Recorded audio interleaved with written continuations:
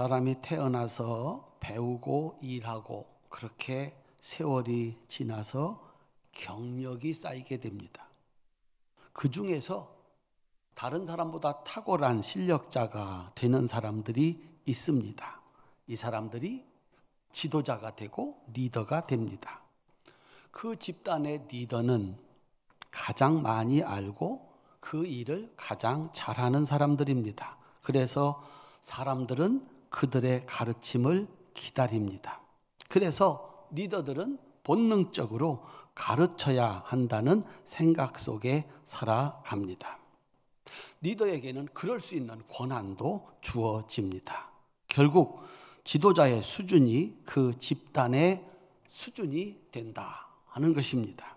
적게는 몇 명에서부터 많게는 수만 명, 수천만 명을 거느리고 그 사람들과 함께 더 나은 집단을 만들어 가야 하는 것이 지도자, 리더들이 하는 일입니다.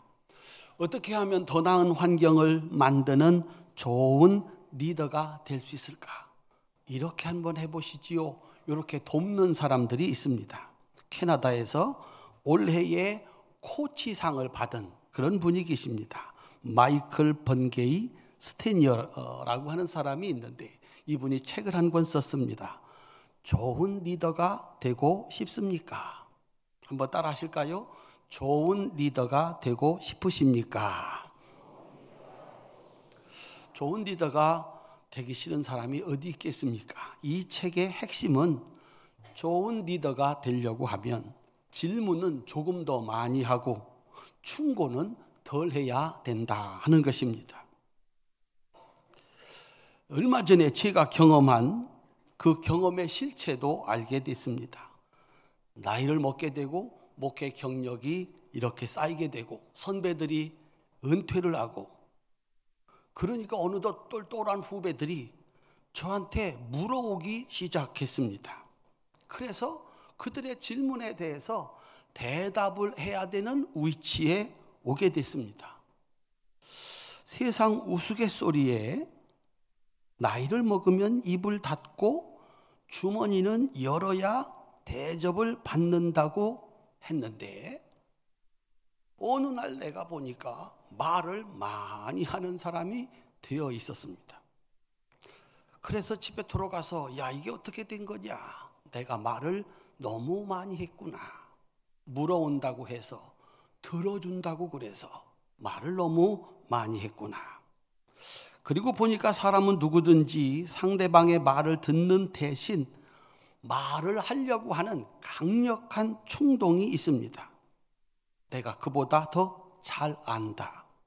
내가 알고 있는 것을 정확하게 가르치면 상대방이 듣고 이해하고 자신의 가르침을 따라올 것이라고 하는 확신이 있습니다. 그래서 시도 때도 없이 사람을 가르치려고 합니다. 이것이 옳다, 맞다, 틀린다 이렇게 해야 된다. 이 책에서 저자는 이것을 사람 속에 있는 충고 괴물이라고 정의를 했습니다. 이 충고 괴물을 길들이기 위해서는 가르치기보다 충고하기보다 질문을 던지는 습관을 길러야 한다. 이렇게 가르치고 있습니다. 문제는 이게 맞느냐 하는 것입니다. 성경도 가장 중요한 문제를 해결할 때 충고가 아니라 질문을 사용한다는 것입니다. 지난주일 설교에서 하나님께서 아담과 하와의 죄를 정하실 때 왜 하나님이 모르시겠습니까? 너희의 죄는 이거고 이거고 이거고 이것이고 여기에 합당한 벌은 이것이고 이것이고 이것이고 그렇게 말하는 것이 상식입니다. 그런데 하나님이 쓴 것은 가르침이 아니라 질문이었습니다. 아담아, 네가 어디 있느냐? 누가 너의 벗었음을 알게 하였느냐? 네가 선악과를 먹었느냐? 하와야, 왜 이렇게 하였느냐? 충고보다 질문이었습니다. 예수님의 3년의 사역이 끝이 나갑니다. 예수님이 3년 동안 충분히 가르치셨고 보여주셨습니다. 이거 내가 가르친 대로 잘 배웠나? 그걸 확인하는 것이 시험입니다. 시험은 내가 제대로 가르쳤는지를 확인하는, 그리고 내가 가르친 것을 그들이 제대로 배웠는지를 확인하는 절차입니다. 제대로 가르쳤어도 제대로 배우지 않으면, 그래서 시험에 합격하지 않으면 가르침은 소용이 없는 것입니다.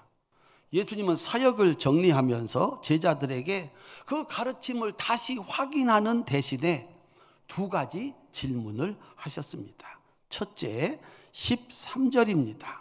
사람들이 인자를 누구라 하느냐? 제자들이 앞다투어 대답을 했습니다. 14절입니다. 함께 읽겠습니다. 이르되 더러는 세례 요한, 더러는 엘리야, 어떤 이는 예레미야나 선지자 중에 하나라 하나이다. 아멘. 예수님이 한 일은 한 가지입니다. 그런데 보는 사람 따라 다릅니다. 중요한 것은 내가 생각하는 나와 그가 보는 내가 다를 때 문제입니다. 요즘에 우리는 지도자 세 사람이 벌리는 기가 막힌 일을 우리 눈으로 보고 있고 우리 삶 속에 경험하고 있습니다. 누구는 이 사람이 잘한답니다.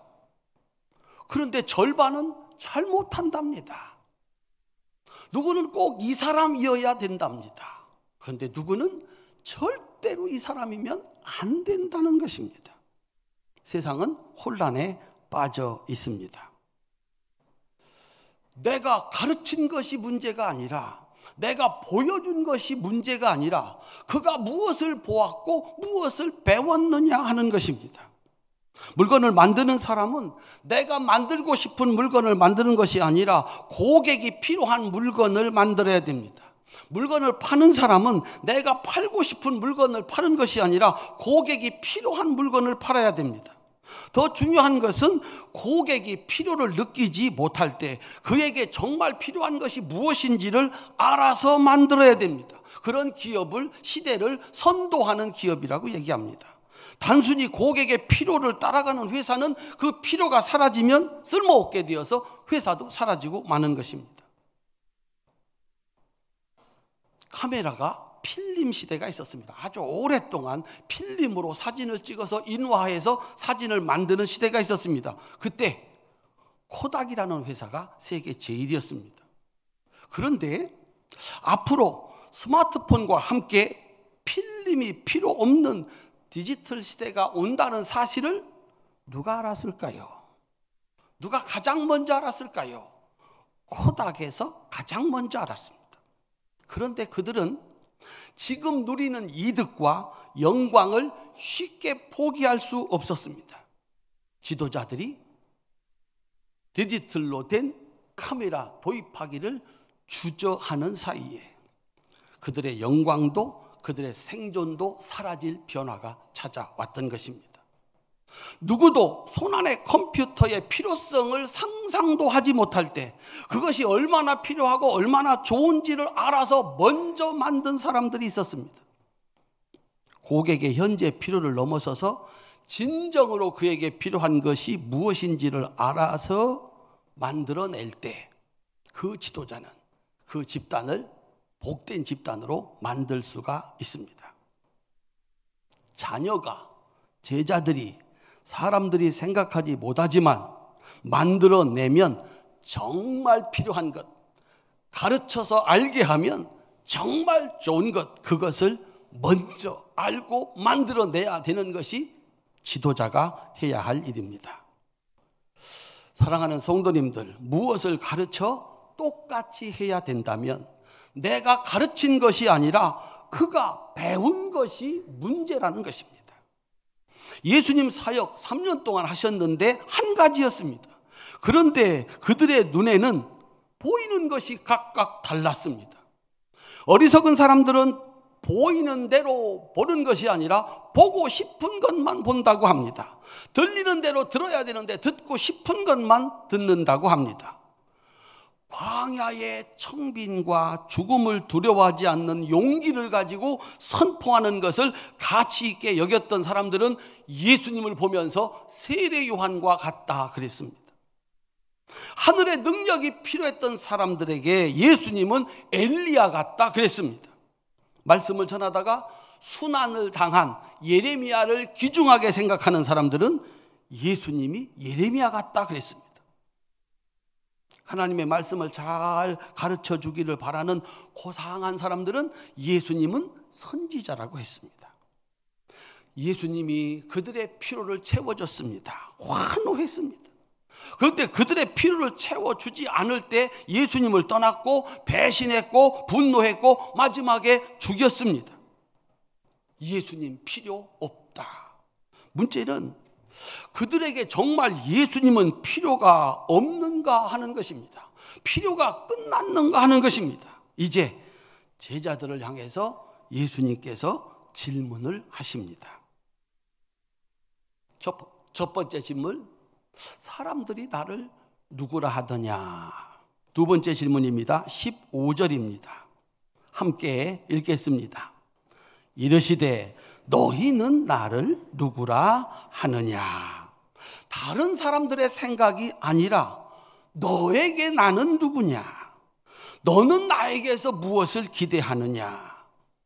그들이 생각하는 예수님 말고 너희는 나를 누구라 하느냐? 라고 하는 질문입니다. 아브라함의 하나님 말고, 이삭의 하나님 말고, 야곱의 하나님 말고, 다윗의 하나님 말고 네 하나님, 너에게 하나님은 어떤 분이냐라고 하는 것입니다. 베드로가 대답을 합니다. 16절입니다. 함께 읽겠습니다. 베드로가 대답하여 이르되 주는 그리스도시요 살아계신 하나님의 아들이시니이다. 이 베드로의 대답이 18절에 음부의 권세도 이기지 못하는 교회의 기초가 됐습니다. 교회가 흔들린다면, 신앙이 흔들린다면 돈이 없어서가 아니라, 힘이 없어서가 아니라 그 기초인 16절이 흔들리고 있다는 것입니다. 이 16절에는 현재의 필요가 있습니다. 내일의 필요가 있습니다. 영원한 필요가 있습니다. 그곳에는 무엇이든지 열고 닫을 수 있는 열쇠의 권한, 천국을 열 수 있는 열쇠가 있습니다. 19절입니다. 우리 함께 읽겠습니다. 내가 천국 열쇠를 내게 주리니 내가 땅에서 무엇이든지 매면 하늘에서도 매일 것이요 내가 땅에서 무엇이든지 풀면 하늘에서도 풀리리라 하시고, 예수님께서 베드로에게 주는 그리스도시요 살아계신 하나님의 아들입니다 라고 답안지를 써낸 베드로에게 주신 축복이 천국의 열쇠를 내게 준다 그랬습니다.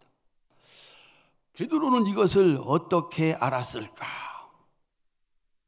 아무리 배워도 보아도 자신이 경험을 하였어도 이것을 알 수가 없다는 것입니다. 이게 정답인데 이걸 알 수 있는 길이 없다는 것입니다. 그래서 예수님께서 17절에서 이렇게 말씀을 하십니다. 함께 읽겠습니다.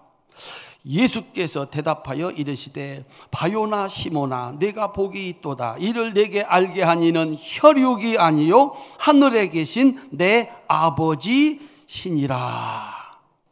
어떻게 알았냐? 내가 그리스도라는 사실을, 내가 하나님의 아들이라는 사실을 어떻게 알았냐? 이를 내게 알게 하니는 혈육이 아니고 하늘에 계신 내 아버지시니라. 사랑하는 성도님들, 예수님을 바로 알았다면, 예수님이 그리스도이심을 알고 예수님이 살아계신 하나님의 아들이라고 알게 되었다면 따라합시다. 하나님께 감사해야 합니다. 그건 사람으로서는 알 수 있는 길이 아니다. 하나님께서만 알게 해 주실 수가 있다라고 하는 거예요. 나는 도저히 안 믿어진다. 엘리야 같은 예수님, 예레미야 같은 예수님, 선지자 같은 예수님은 믿는데 그리스도이신 예수님, 살아계신 하나님의 아들이시면 내가 믿지 못하겠다. 기도하셔야 됩니다. 이건 하나님이 가르쳐 주시는 것입니다. 솔로몬처럼 1000번이라도 기도해서 이 대답을 얻어야 된다라고 하는 것입니다. 만약에 이 고백이 아니면 교회가 무너지고 신앙이 무너집니다. 자신의 필요가 채워졌다고 생각되면 교회를 떠나고 예수님을 떠납니다. 필요가 없다고 생각하기 때문에 예수님께 나오지 않습니다. 이제 우리가 고백해야 될 이 베드로의 고백, 이 베드로의 대답을 분석해야 합니다. 첫 번째, 이 질문을 한 장소가 중요합니다. 13절입니다. 예수께서 빌립보 가이사랴 지방에 이르러,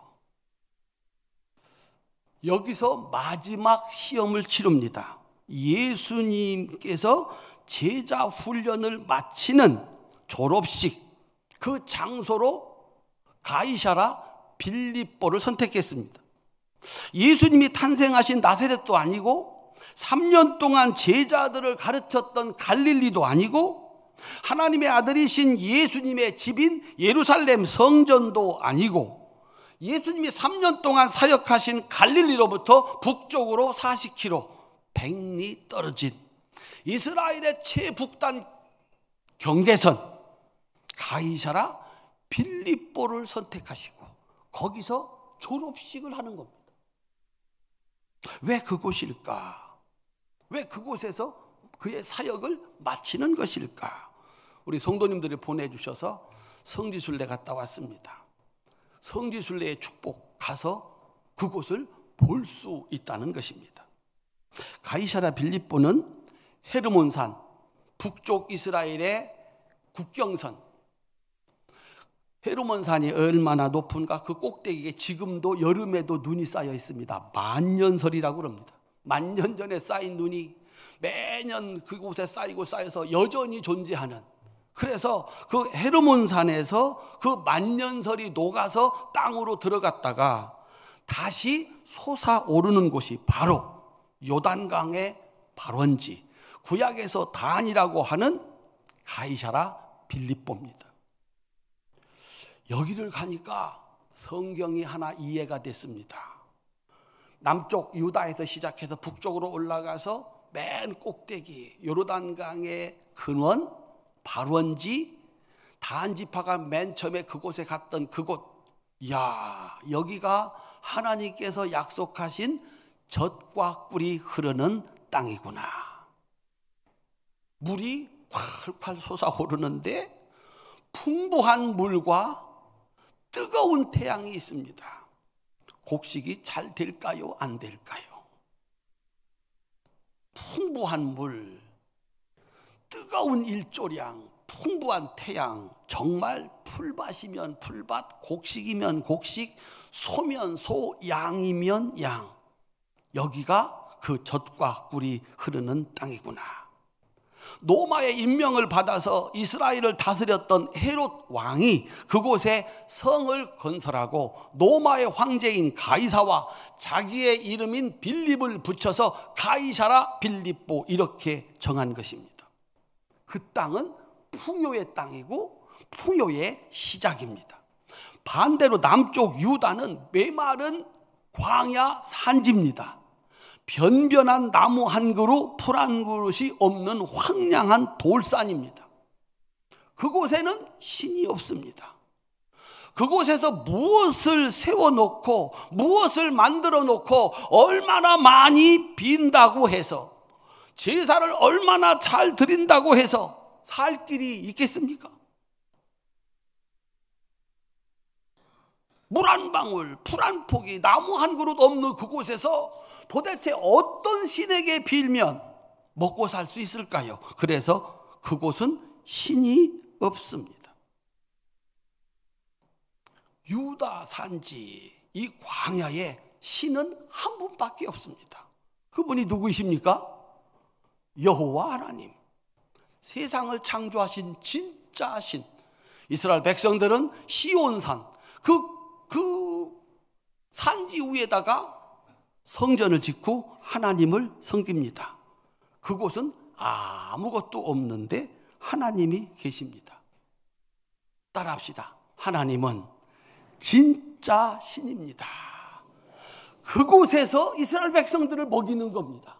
이스라엘 백성들로 하여금 살게 하는 겁니다. 그래서 남쪽 유다에는 신이 한 분밖에 없습니다. 그런데 이 물이 솟아나는 가이사랴 빌립보에는 신들의 천국입니다. 이름만 붙이면 신입니다. 농사를 짓기 전에 신에게 제사를 드립니다. 물이 신이고 태양이 신이고 바위가 신이고 깎아 세워도 신입니다.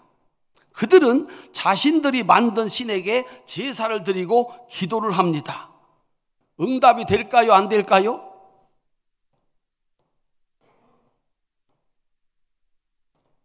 응답이 될까요? 안 될까요? 곡식이 잘 될까요? 안 될까요?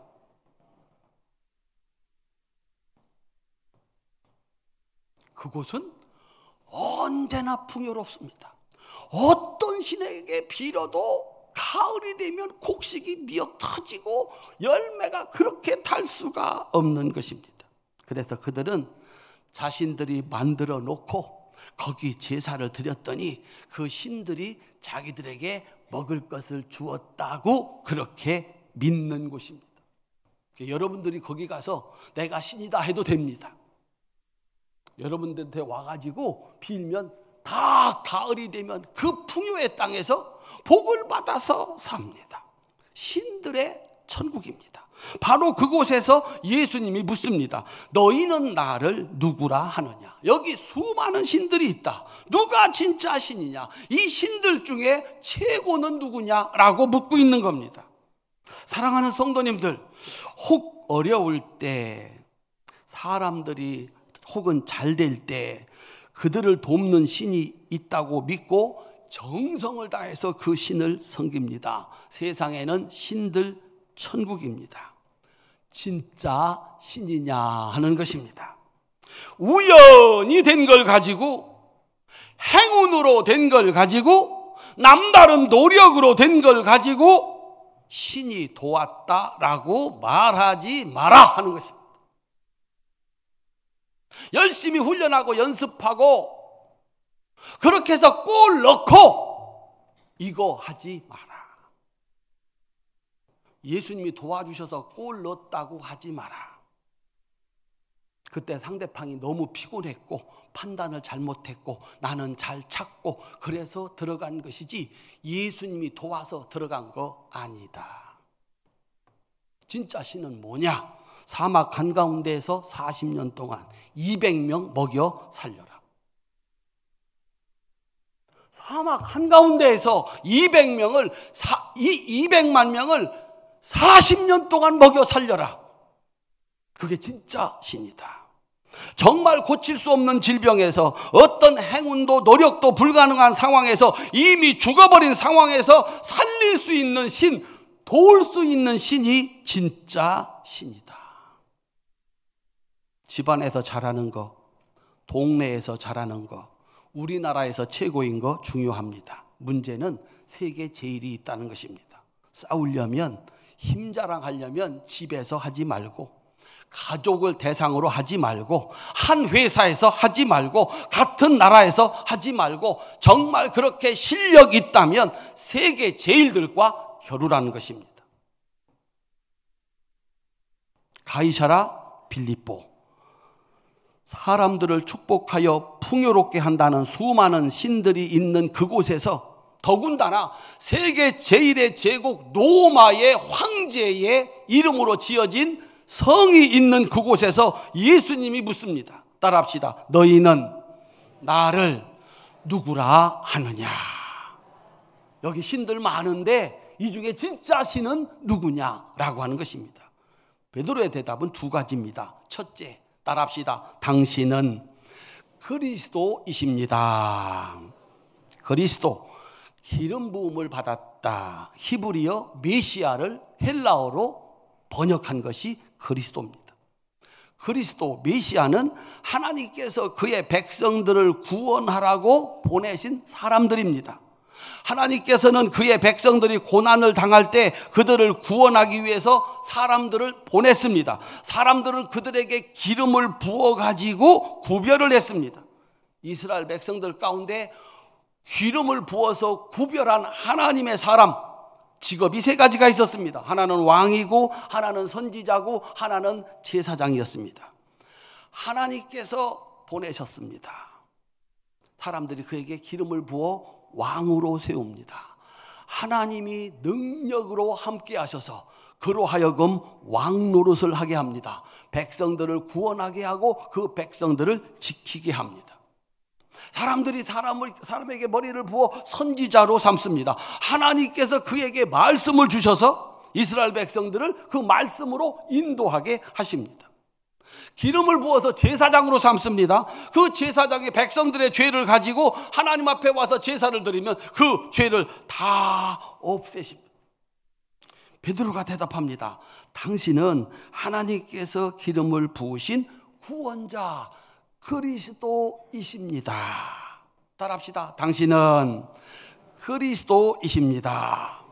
우리는 지난 3년 동안 보았습니다. 들었습니다. 경험하였습니다. 당신은 우리를 먹이시고 지키시고 구원하시는 하나님의 능력을 가진 왕이었습니다. 당신의 말씀은 그대로 되는 하나님의 말씀이었습니다. 당신은 선지자였습니다. 당신은 누구든지 당신 앞에 오는 모든 사람들의 죄를 용서하시는 제사장이었습니다. 당신은 어떤 상황과 조건에서도 우리를 구원하시는 메시아 그리스도이셨습니다. 여러분 어떻습니까? 예수님을 3년 동안 따라다니면서 경험했습니다. 이분은 우리를 구원하시는 하나님의 능력이다. 당신은 그리스도이십니다. 두 번째 대답, 살아계신 하나님의 아들이십니다. 따라합시다. 당신은 살아계신 하나님의 아들이십니다. 메시아가 하나님의 사람으로 완전한 인간이라면 살아계신 하나님의 아들은 완전한 신입니다. 창조주 하나님, 생명의 주인, 만물의 주인이신 하나님의 능력을 그 안에 가지고 있는 하나님의 아들. 이 베드로의 고백은 예수님의 인성과 신성을 정확하게 표현한 완벽한 선언이었습니다. 인간이 어떻게 죽은 자를 살리나? 인간이 어떻게 사람을 천국으로 데리고 갈 수 있나? 따라합시다. 예수님은 살아계신 하나님의 아들입니다. 예수님에게는 우리를 천국으로 데리고 갈 수 있는 능력과 우리에게 새 생명을 줄 수 있는 생명의 근원이 예수님이십니다. 그렇게 고백을 했습니다.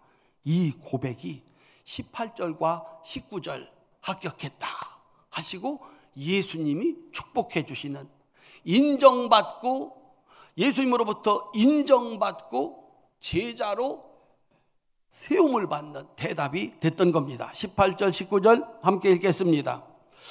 또 내가 내게 이르노니 너는 베드로라. 내가 이 반석 위에 내 교회를 세우리니 음부의 권세가 이기지 못하리라. 내가 천국 열쇠를 내게 주리니 내가 땅에서 무엇이든지 매면 하늘에서도 매일 것이요 내가 땅에서 무엇이든지 풀면 하늘에서도 풀리리라 하시고. 아멘. 따라합시다. 천국의 열쇠. 여러분이 열면 열리는 거예요. 닫으면 열 자가 없는 거예요. 사랑하는 성도님들, 신들이 천지인 세상에서 우리는 살아갑니다. 혹은 신은 없다고 말하는 세상에서 우리들은 살아갑니다. 예수님은 나에게 묻습니다. 너희는 나를 누구라 하느냐? 예수님은 확인하셨습니다. 우리들은 대답을 해야 됩니다. 주님은 내가 살아가는 동안 어떤 상황에서도 나를 구원하시는 그리스도이시고 나를 영원한 천국에서 영생하게 하시는 살아계신 하나님의 아들입니다. 그 대답에 따라 천국의 열쇠를 받을 자격이 주어지는 것입니다. 활천의 사랑스러운 성도 여러분, 이 신앙의 고백으로 천국의 열쇠를 여러분이 열면 다 열리고 여러분이 닫으면 열리지 않는 이 천국의 열쇠를 가지시기를 주님의 이름으로 축원합니다. 내가 믿는 하나님 아니라 하나님이 나를 어떻게 아시느냐라고 하는 것입니다. 나는 잘 섬기고 있다고 했는데, 신앙생활 잘하고 있다는데 하나님이 보시기에 내가 어떠하냐 하는 거예요. 천국 가면 3번 놀란답니다. 저분이 어떻게 교회 왔을까? 그분이 왜 여기 못 왔을까? 내가 어떻게 여기 왔을까? 자기가 잘하는 줄 알았습니다. 틀림없이 천국 갈 줄 알았습니다. 그런데 예수님의 평가가 달랐던 겁니다. 우리는 너희는 나를 누구냐라고 묻는 예수님의 제자들입니다. 가르침이라는 것은 나는 알고 그는 모른다라고 하는 전제. 질문은 나는 모르고 그는 안다라고 하는 전제에서 이루어지는 일입니다. 왜 가르치려고 하십니까? 나는 알고 너는 모른다. 왜 질문하십니까? 나는 모르고 그는 안다. 하나님께 조용히 한번 물어보시기를 바랍니다. 따라합시다. 나는 어떤 신자입니까? 하나님이 대답을 할 겁니다. 집에 가셔서 조용히 물어보시기를 바랍니다. 가르치지 말고 나는 너에게 어떤 아빠냐? 나는 너에게 어떤 엄마냐? 남편에게 한번 물어보시죠. 나는 당신에게 어떤 부인이야?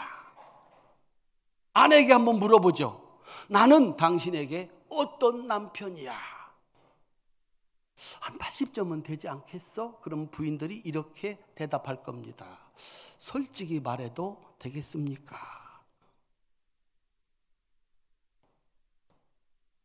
질문하는 곳에는 불평이 없습니다. 원망이 없습니다. 내가 해야 할 일이 있습니다. 그의 말을 듣고 나면 내가 해야 할 일이 있습니다. 질문은 새로운 시대를 여는 대답입니다. 질문은 가르침을 완성하는, 가르침을 확인하는 마지막 시험입니다. 하나님이 우리에게 묻습니다.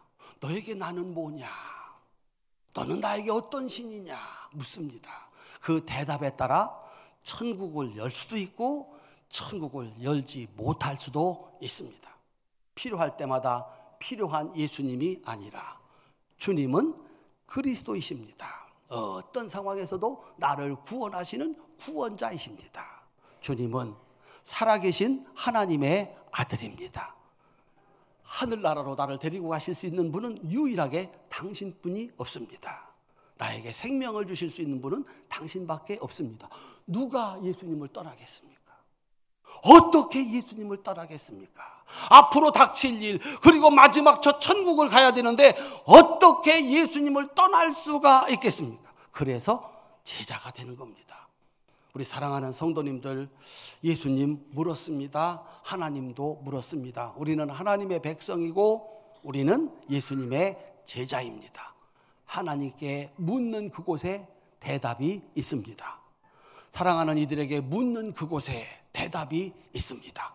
그 대답을 가지고 야, 이거 내가 잘 살았구나, 잘 가르쳤구나 확인하시고 천국의 열쇠를 소유한 자로 살아갈 수 있기를 주님의 이름으로 축원합니다. 기도하겠습니다.